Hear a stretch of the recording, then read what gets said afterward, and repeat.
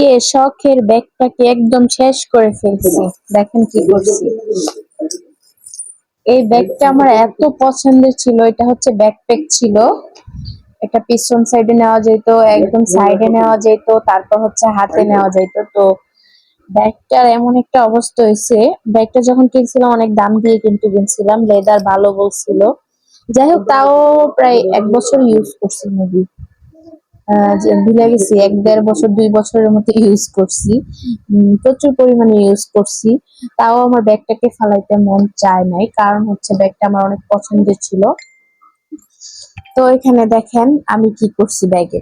আরে ব্যাগের ভিতরে এত সুন্দর সুন্দর গহেনা থাকা মানে আছে, তো ওই গহেনাগুলো কি আমি ফালাই দিতে পারি বলেন? বুদ্ধি থাকলে কি ঘর জামাই থাকতে হয়? আমার হাজবেন্ড বলে, এত ব্যাগ দিয়ে কি করো? হ্যাঁ, এত দামি দামি ব্যাগ, এত দাম দিয়ে ব্যাগ এনে ফালাই রেখে লাভ আছে? পরে তো পুরান হলে এগুলো ফালাই দিই। তো আমি কি করলাম, আমার মাথায় এমন একটা বুদ্ধি আসলো যে আমি ব্যাগ ফালাবো কেন। ব্যাগের যা আছে তা দেখেন আমি কেচি দিয়ে কেচি দিয়ে কেটে সবকিছু নাড়ি বুড়ি যা আছে সব আলাদা করে ফেলছি। তো আমি যখন অন্য একটা কালো ব্যাগ ইউজ করব, তখন কিন্তু আমার বেল্ট গুলা দেখেন, বেল্ট গুলা একদম নতুন রয়েছে বেল্ট গুলা।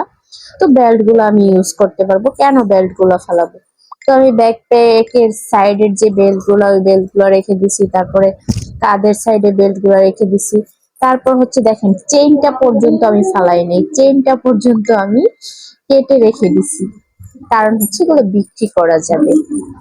আমার মাথায় হঠাৎ করে বুদ্ধিগুলো আসলো, তো আপনারাও এরকম করবেন, ঠিক আছে? ব্যাগে যদি কোনো যন্ত্রপাতি সুন্দর ভালো লাগে কিছু থাকে, ওইগুলা কেটে কেটে রেখে দিবেন। অযথা ময়লার ড্রামে কেন এগুলো ফেলাই দিবেন? দেখেন আমার এই জিনিসটা একদম নতুন রয়েছে, এই জিনিসটা আমার অনেক ভালো লাগছে, এই জন্য এটা কেটে রেখে দিছি। চাইলে এটা কিন্তু আমি অন্য ব্যাগে বা অন্য কোথাও ইউজ করতে পারবো। এই যে তানিশা আপু দেখেন না, তানিশা আপু ছিঁড়া জুতাকে একদম মানে নতুন করে ফেলে, তারপর হচ্ছে একটা ছিঁড়া ড্রেস, নষ্ট ড্রেসের ভিতরে যদি কোনো ভালো কিছু থাকে ওগুলা কেটে অন্য ড্রেসে নিয়ে ফেলে। তো আমি আর কি ওই কাজ করলাম। এই ভিতরের দিকে কিন্তু অনেক ভালো রয়েছে লেদার, বাট বাহিরের দিকে বৃষ্টির পানি পড়ছিল, তো এই জন্য নষ্ট হয়ে গেছে। যাই হোক, ভিডিওটা ভালো লাগলে লাইক কমেন্ট শেয়ার করে দেবেন। আর মজা করে ভিডিওটা করলাম, কেউ কিছু মনে করবেন না। ভালো লাগলে শেয়ার করে যাবেন, লাইক কমেন্ট করে যাবেন। ওকে, আল্লাহ হাফেজ।